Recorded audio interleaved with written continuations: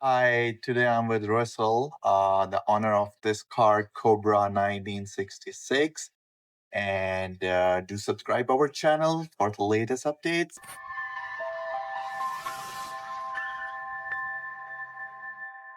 Hello, this is Shelby from CanWheels. Today we are with one of our the best guests, Mr. Russell. Hi, Russell. How are you? Good. So, which car we have for our audience? We have the replica of an AC Cobra, Cobra. right? Fiberglass body, but it's a replica. It's not original. The original Cobras, they go for like $2 million above. Okay, Right. $2 million. Yeah, Oh, wow. because they didn't make very many of them, right? But a lot of people have got into the replicas. It's not only a body, it's a fiberglass body. But you get the body and the frame, and then from there on in, you got to put the car together. No owner's manual, no assembly manual. You learn a lot really fast, right? This one here came from a guy in Pengatang, and he did it for a while, and unfortunately he got himself some financial problems, right?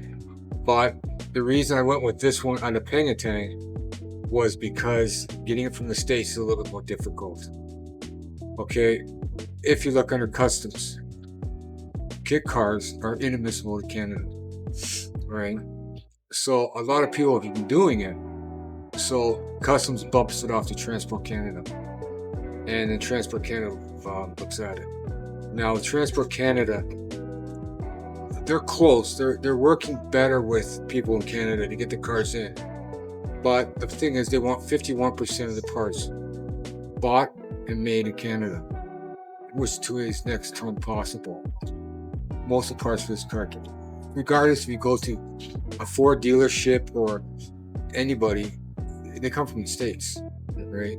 And so you get just a bare frame and the body, and then you got to start putting stuff on the car. Everything on the car has to be fabricated. So it's a trial miss. You learn a lot, right? One of the most interesting things I learned with this car was Lucas made parts for the car in England. The Cobra actually was started as AC in England, and they're still in business, right? But so most of the wiring and stuff you can get from England, but you can also get it from the States as well. Now, what I found out, which I thought was very interesting, was the headlights. Lucas is the company in England that makes the headlights. You can buy them, right? But what I found out later on, when you look at the headlights, there's prisms in them.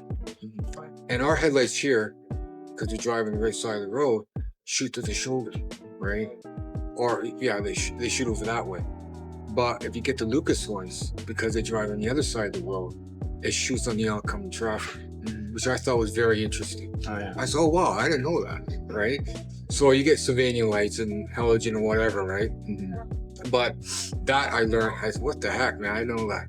So then you start buying cars, or parts for the car, right? You gotta look at radiator, right? Now when I built this car, what I did was I made a cradle for the body. I got a garage and a half. Some guys do this in a single car garage. I don't know how they do it, but they do it. Right? But I made a cradle for the body, so the body came off. I found it was a lot easier working on the car, wiring and everything else, with the body off. However, when you have the body off, there's things that go in the car that you kind of almost need the body on. So it's kind of a catch-22. You need the body off to put the parts in the car, but you also need the body on to make sure they fit in the car. Like the rad. When you put the rad in the car, but when you go put the body on, the rad ain't gonna fit, right? Same with the roll bar. The roll bar has to go through the holes to the frame. So those holes gotta be dead on, right? And if they're off, then the body won't go in there. Because the body's pooped, it just doesn't go on. So the bar has got to go through and bolt at the bottom, right? So you got a lot of measuring, and then you measure again, and then you measure again. right? And then with wiring, it was easier with the wiring, with the body off, was because you can run the wiring, right? And all the wiring in this car, none of it goes underneath the car. The only one wire that goes underneath the car is the main one for the battery, right? Everything else goes down the top of the tunnel. Because the car sits so low to the ground, it only sits 4.5 inches off the ground, right? If you have a problem with the wiring, you gotta lift the car up. Like my bottle jacks doesn't fit under this thing. I got put those scissor jacks I have to use. And then you're lying on your back. It's easier to take the cover off in the tunnel. There's all your wire. The trick is, a lot of the parts that I bought during the pandemic from Amazon, you just have to look where it's coming from. A friend of mine was doing another car, and he wanted a wiring harness. Now you go on Amazon, you'll see wiring harness for $50. Don't buy it, because you don't get enough wiring, and it's not the best. Painless is what I went with, and you get a lot of wiring, and everything comes. Now on this car here, when you're looking at a painless wiring harness, there's different circuits you can get: the 12, 18, 24. I got a 12. Reason being, I don't have power windows. I don't have rear defrost. I don't have AC. I don't have power doors. I don't need that many circuits. Basically, my wiring harness just lights up the car, right? So you save a little bit of money there. But the trick is, go with a good product, right? And it all comes wired. It's all color coded. The instructions are really good, and it's actually labeled every 6 inches, right? And it makes your life a whole lot easier, right? So, like I said, you pay the money and you get what you get for it, because the last thing you want to do is try, get the body on, and then you got a problem. And then when the body's off, you do the wiring, and then what happens then is you check everything over and over. And wiring is the type of thing where you just can't start today and go back tomorrow. You got to dedicate the time to it. Absolutely. Right? Because the next day you go back, well, did I do this? Did I do that? And then you're retracing your steps. Exactly. So you start it in sections. You go back end, front end, engine compartment, the gauges. But once you start, you try to get as much done, because then you're back, and then you're wasting time going back. Right? Now, in doing a car like this in Canada, you see guys on the internet, and they do like in a year or two, right? Reason being because they're in the States, and it's not cold down there here. So here in Canada, either I'm in the garage at 95 degrees, or I'm up here at minus 10. Yeah. There's no in between. Like today's a really nice day, and it's hot in there. Yeah. Right? So you got to watch it. You got stuff on the car that you're going to be doing temperature sensitive. It's really a lot of planning, right? Because you don't want to go back and start over again. So I know a lot of people, when they get the car, and they got a body and a frame, and they get overwhelmed. When this dropped off my garage, I said, oh my word, what have I got myself into? I restored cars, I've worked on cars, blah, blah, blah. But when you get just a black frame and a body, what the heck have I got myself into, right? So what you do is you just take it in pieces. The internet, the forums are a vast amount of information. So you sit down, you want to put the rear brakes in the car, you look up rear brakes, look it up, read it, whatever, see what other guys have done, on and on, and then you do it. And the next day, okay, up to the steering wheel. And slowly by slowly, you look, after a while, it's not a race, right? After a while, you look back and say, you know what? Geez, I built a car. You know what I mean?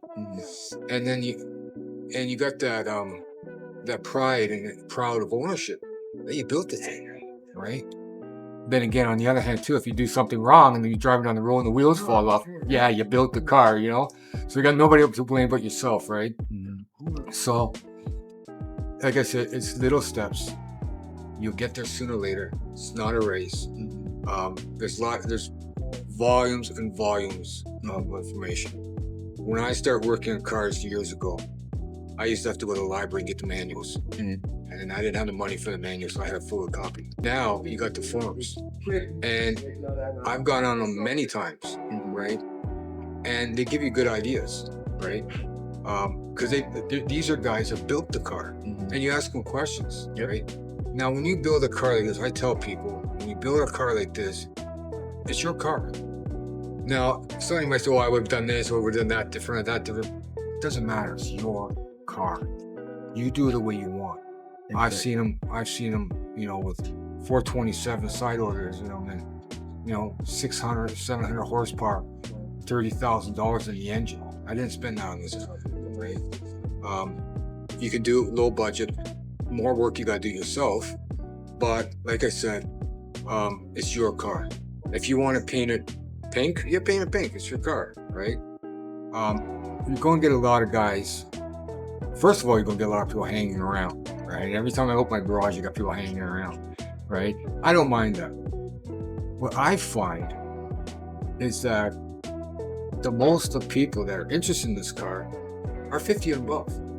I would expect, the young kids and stuff. Oh, I see. They're not into this Because the background of the car, like, well, what did it's different. You don't see this car around, right? Even I belong to a car club, and I've been doing that car club for 10 years now.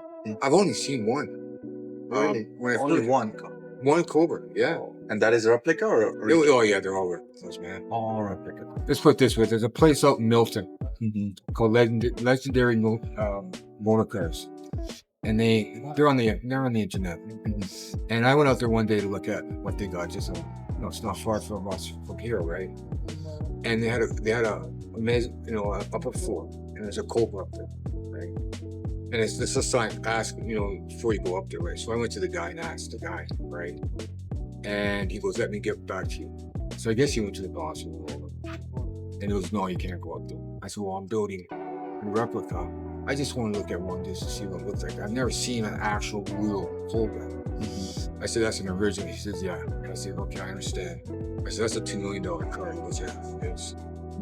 So you don't see them running around, right? I don't know. I don't even have to pay to get them insured, right? But most of them are replicas. Russell, how you manage the parts of this car? It's a 58 years old car. It's quite difficult to manage and. No, most of the parts you got in the car are available. Okay, the car is based on a Mustang, and a lot of guys like that because one, the calipers are cheap. You can still get all the parts you can still get, right? So that makes it a little bit easier. Just that when you do get the parts, you gotta remember, you gotta make brackets and fabricate it onto the car, right? So all the engine parts, it's based on the Ford engine, the 302. I got a 302. I know guys that put 427s in these cars, but you're talking big bucks, right? But again, it's your car. You want a 427, knock yourself up, right? So mine is 302. It's going to be stroked with 347. I'm trying to get just over 400 horsepower. The car weighs 1,900 pounds. 2,100 pounds with me in it. Right? Just two-seater car, 1,900 pounds. Yeah, it's very heavy. It's light. It's light? Yeah, 2,100. A Mustang GT, right, weighs with 3,200. But the size of the car is a little bigger than this. No, it's big. The whole, like I said, the body on the car is a canoe. I can lift the body up like this. There's no weight to the body. It's fiberglass. There's no weight to the body. There's no roof on the car. Yeah, right. There's no glass. Like, glass weighs a lot. Yeah, right. Exactly. There's only a front windshield. That's it. And so there's really no weight to the car. So if you put the 302 in it, which it makes it a lot easier. If you go to a 427, you got to move the firewall back 1.5 inches. The cockpit on the car is very small to begin with. But other than that, like I said, most of the parts you can get.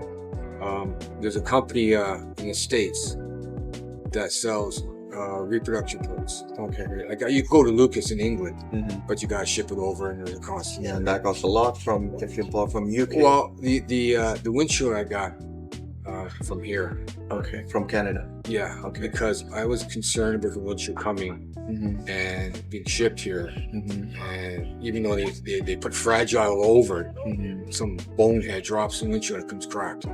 I wanted to get my windshield myself. Okay. Right? So what's the price of the windshield? Windshield is $2,000. $2,000. Yeah. Okay. And when you started this project, like to build up this car? I started a long time ago. I got 2 kids. There's 2 things with the car. One, there's a financial commitment and the time. So either I find either you got the time and no money, or the money and no time. You don't have both at the same time, right? So and it's not, like I said, it's not a race. You get the car, you gotta get it from the States. Right now, I believe there's nobody in Canada that makes it. Other than this guy, he went out of business. He got himself in trouble, went out of it. And there's a couple, one in the States, it's called 505. They've been around since 1995. And they've been doing these, and when their car, even with this one, is based on a Mustang. So to get it from them, you're getting a kit car. But like I said, a lot of the stuff, when you buy, if you live in Buffalo, right, you buy the complete kit, you get everything. There is options, of course. Powder coating the frame, the chrome, the side pipes come mild steel, or you can get chrome or stainless, and then you have the options, right? Independent rear suspension or solid. So, but they give you the whole car. It comes in a box, and there's 32 boxes to put the car together. And that's the guys you see in the States when they buy the car. They get the car, the box is dropped in the driveway. They order the engine, use your crate engine, order the transmission, and they got the drive shafts, and then they can go put the car. The only thing they have to put on the car is wheels and the paint. They get everything but the car. We don't get that in Canada. Like I said, Transport Canada wants 51% of the car bought and made in Canada, right? So you have to pay the taxes first and then import the. Well, I don't know. That's the way they did it, right? I have no idea why, right? Because there's a lot of people building these cars, and when you finish the car, it still got to be safety, right? And I know Ontario, you can bring them in. I don't know about the other provinces, right? But it's still got to be safety, right? Especially like I said before, the safety has changed quite a bit on these cars, or on any car, right? So I don't understand why there's a big problem, right? And we all know, like even with going through the tariffs now, they'll tell you, a lot of parts of cars are bordered 6-7 times, right? And there is no really car made in Canada because you got parts coming from other places. So Russell, tell us why you focus only on the Cobra. Why don't you go for the BMW or the Mercedes or Corvette? Like I said, you want one, you get those. I've done those. I've done old cars, plastic cars, whatever. And you get dirty, man. Right? And then you gotta have the space, right? So with this, I got the body and the frame, but I bought parts. I bought the parts and put them in the car. Bought the parts, put them in the car, right? So you don't really need as much space. You're not taking doors off. You're not taking fenders off. Like I said, sandblasting, fixing rust. There's no rust. The only thing on the steel is the frame. I got the frost in this car, and it doesn't matter how you turn that on. It's not going to clear the wind. The frost you need for the wintertime. It's not a winter car. Right? So you got to remember why you built the car. So you work every day on this car, or it's just a hobby? Well, time, like I said, it's life gets in the way sometimes, right? In the summertime, right, it's just too hot. It's 95 degrees in the garage, right? And in the wintertime, it's temperature sensitive. And sometimes, I got grass to cut, I got this, I got kids, things get in the way. But it's there, it's not going, it's there, you just work on it, right? And you just take your time, and sometimes you gotta wait for things. I had to wait for the side pipes, I had to wait for the windshield. So how many horsepower this car has? I have 400, just over 400. 400 horsepower. Mustang Boss 429. Had a 429 in it, but it put out 375 horsepower. Okay. And it's a heavier car. The trick with horsepower, if you get 1 horsepower per 10 pounds of car. So if your car is 4,000 pounds and you get 400 horsepower, the car's quick. It's gonna be quick, right? But this one here, like I said, with me sitting in the car, it's a 2,000 pound car. So this thing was gonna be a rocket. Oh, really? So you gotta really be careful. So when we would be able to see this car on the road? Oh wow! Like I said, I still got house every year. I get money saved up, and then something happens, right? I had to put a new roof on, and then next year I had to put windows in. Yeah. Then I had to get a furnace, right? And then I got two kids. One's in college, so no rush. The founder of this car, Carroll Shelby, he drove this car in Nevada, USA. He drove the car at the speed of 190 miles per hour, and later on, his car was sold at $5 million US dollars. Yeah. When Carroll Shelby, he started out as a chicken farmer, and unfortunately, what happened to him? But he raced on the weekends part time, and what happened with him was a virus went through his chicken coop, and they all died. So he started more and more into racing, right? Then the car was basically started out as an AC out of England, and England, the company AC in England made the car, right? The body, right? And they used to put an engine from a company called Bristol. Bristol unfortunately went out of business, right? So now they have the car, but no engines. So Carroll Shelby said, you know what? I can get engines, right? You give me the car. So he made a deal with Ford, and they gave him engines to do the car, right? So he started building a car. Now, a lot of people say, well, Carroll Shelby he was either a very good salesman or a very good car artist, right? Reason being is because to race these cars in the States, you have to have 500. So it's like NASCAR. It's got to be a, original car. You got to have 500. So the first car he got, put the engine in the car. It was it's an unlimited body. So the next day he's going to get a show, magazine or whatever. And the guys that night took SOS pads, Brillo pads, or whatever, and they polished the car to silver.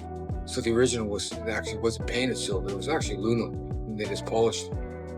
So he did that, right? But he only had one car, right? So then they start putting in different magazines and different road tests. Every time he went out, he only painted the car. He only had the one car. So one day it was silver, one day it was blue. So look as though he had all these cars. So he would get orders, but he only had those. Once he had the orders, then he would start doing the cars, right? So that's why he was a big car artist, because he was telling me he had cars. So it looks as though he had all these cars lined up, but he only had one, right? And so then he started, doing the cars and stuff like that.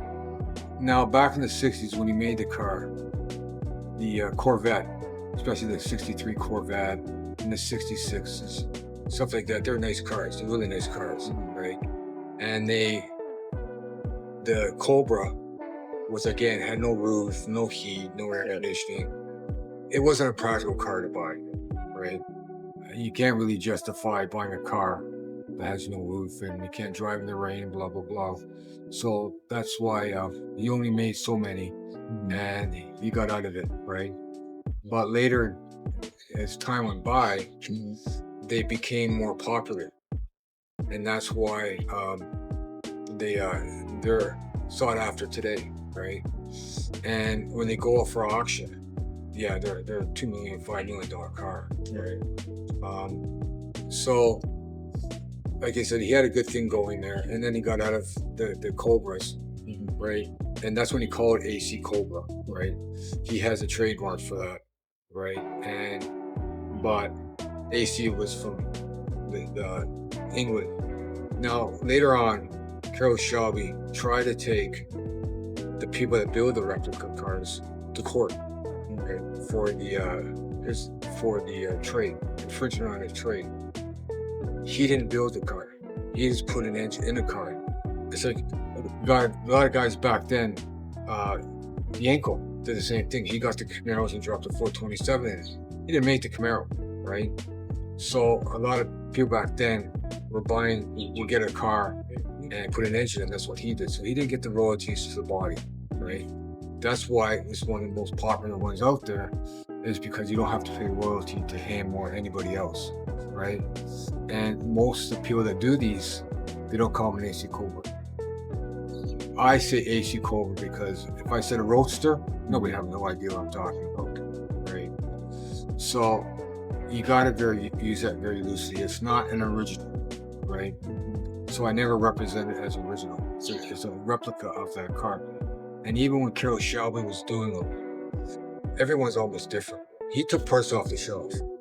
So some have two round headlights in the or tail lights, some have a rectangular, some have this, some have that. Just to get the cars done, right? So they're all different. You also have a car club. What's the name of that? The car club I belong to is Mississauga Classic Cars. Okay. Right. We actually started last week, right, at Dixie Mall. Okay. And we had 250 cars show up. Wow. Classic cars on? All classic? Mostly classic. We're not a car club. There's car clubs out there that want a certain time of the year, like 1960 to 1975 or whatever, right? Whatever you got, you can bring. Right? Like we have a lot of people come up and say, It should be a customized on the sports car or something like that. Anything is, you can. But I cannot take my ordinary car, right? Sure, you can if you want. Like people do. It's like, again, it comes down to the point where it's your car. And what I like about a lot of stuff like that is when people, it's their car. A lot of times there's a story behind the car, right? Why they got the car, why they bought that car. So we don't discriminate against anything, right? We have old Corvettes, the 60s, and we have the new ones. We had, like last year we had guys coming out with a new Corvette. We have Mustangs that are old. We have one guy that shows up with 1966 Mustang, and we got guys that got 2015 Mustang. We don't really care what type of car it is, right? The fact is, we do it for charity. Each year we do a different charity. So anyone can register Mississauga Classic Cars Club. Yeah, right. Like I said, we're doing it at Dixie Mall. There's no entrance fee, right? Dixie Mall has been very good with us, right? You just show up and we have door prizes. We have sponsors, right? And we have door prizes. And like I said, last week was our first week. We usually start on a long weekend, but weather's been pretty good. So guys, if you want to import the car, if you want to build a car, customize it, you can contact automobile engineer Russell and he will take care of your car. I will share his number with you on the screen. I hope you guys enjoyed the video and we will meet you in the next video. Till then, take care and have a good day.